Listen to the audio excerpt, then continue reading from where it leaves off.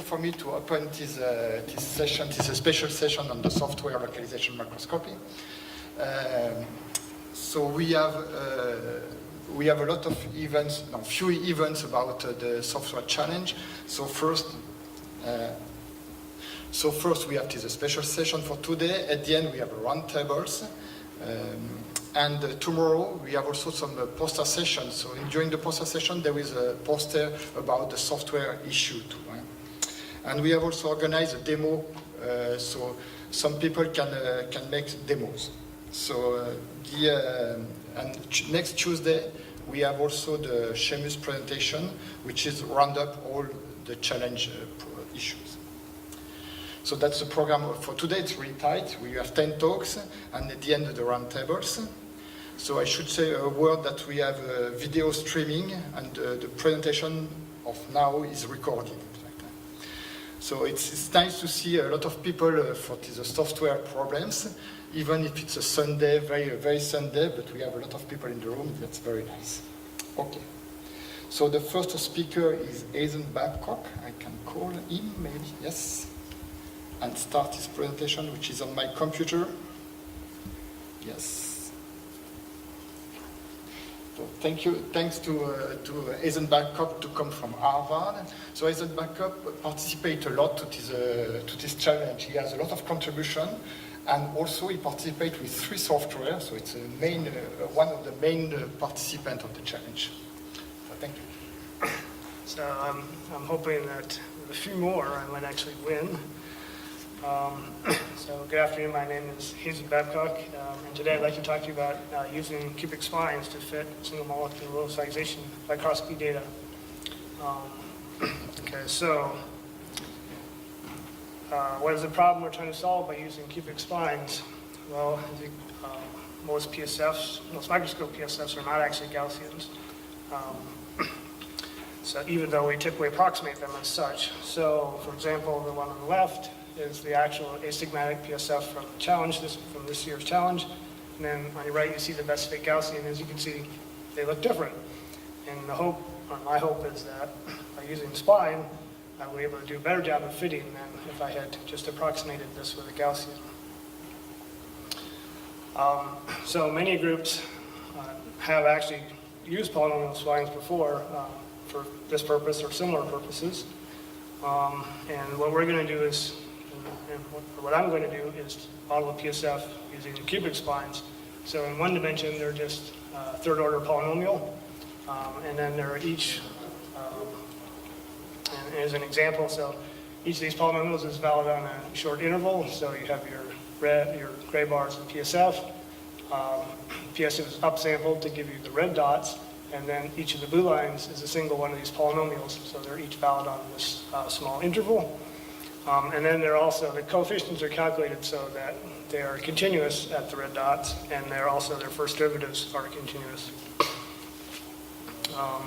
In 3 dimensions, it gets a little bit more complicated. You have a few more terms.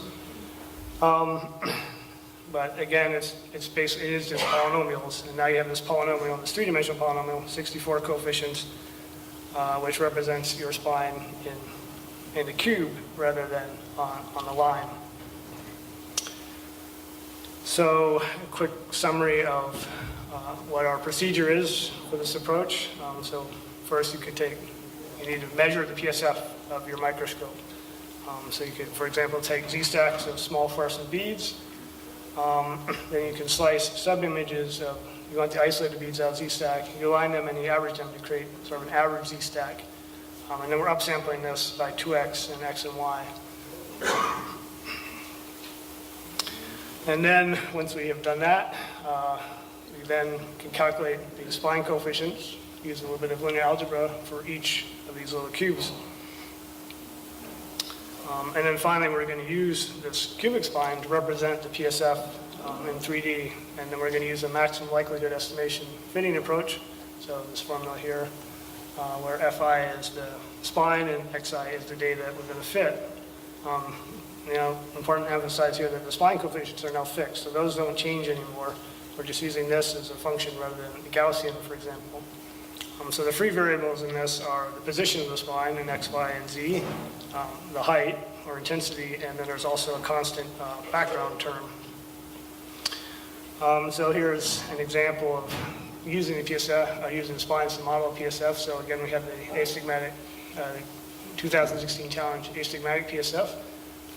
And as you can see, that's on the top and the Splines on the bottom over the full range. And you can see that actually does a pretty good job of capturing this PSF. And this is probably the primary advantage of this approach, is it's actually very versatile. It doesn't have to look like a Gaussian. It can be basically anything. For example, this is double helix PSF, again from the challenge, and then at the top and the bottom is the model. And again, it makes a very good approximation of that PSF. Another advantage that it has is it has lower systematic errors. So here we've analyzed the challenge astigmatic PSF-B data. So this is examples of the B data on the left. If you analyze this with Gaussian fitting, which I've done this using 3D Dowstorm because it was another thing that I worked on.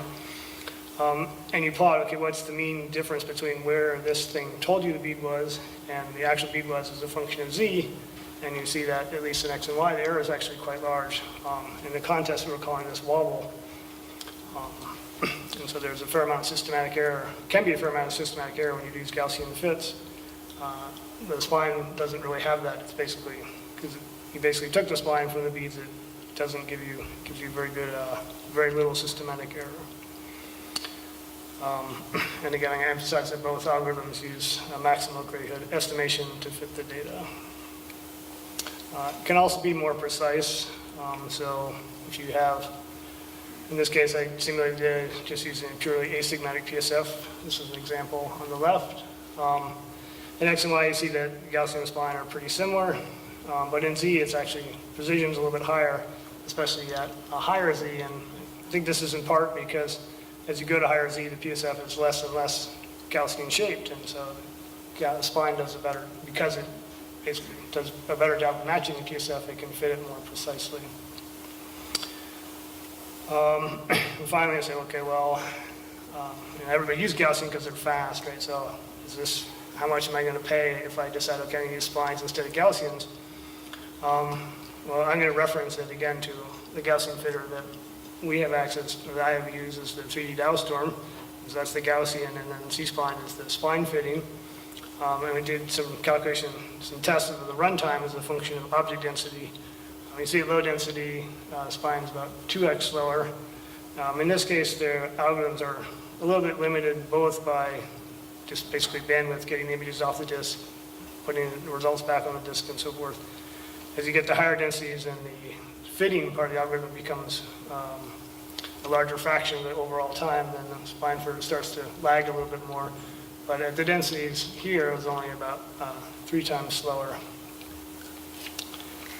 So with that, I hope I've maybe convinced you that cubic splines are a promising approach, primarily because they're very versatile, but they can also have lower systematic errors, can be more precise, and they're not going to be they're not orders of magnitude slower than just using Gaussian fitting.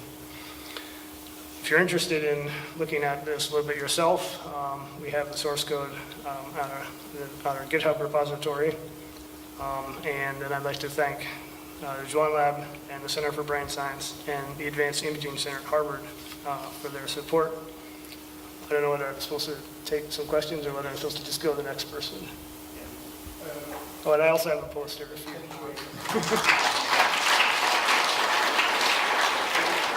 We may have time for one question.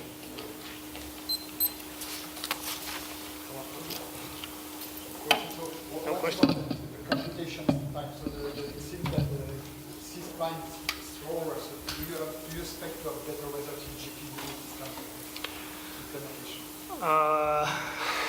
I'm not really sure.